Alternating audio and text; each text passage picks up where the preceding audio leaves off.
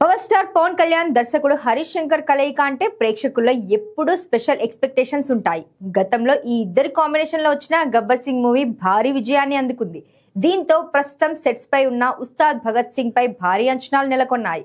ఇప్పటికే రిలీజ్ చేసిన posters glimpse కు సూపర్ రెస్పాన్స్ వచ్చింది. ఇటీవలే పవన్ ఈ సినిమాకు సంబంధించిన షూటింగ్ పూర్తి చేయగా బ్యాలెన్స్ షూటింగ్ ఫినిష్ చేసే పనిలో ఉంది చిత్ర యూనిట్.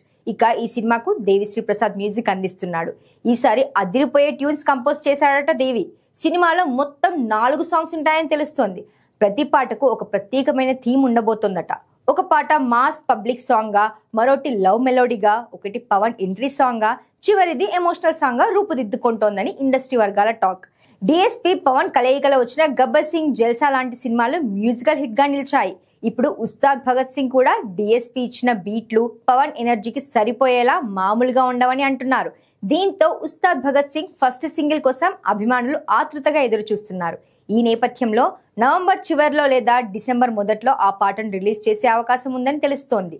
ఈ సినిమాలో పవన్ సరసన శ్రీలీల, రాశి ఖన్నా హీరోయిన్లుగా నటిస్తున్నారు. మరి ఉస్తాద్ భగత్ సింగ్ ఎలా ఉంటుందో చూడాలి.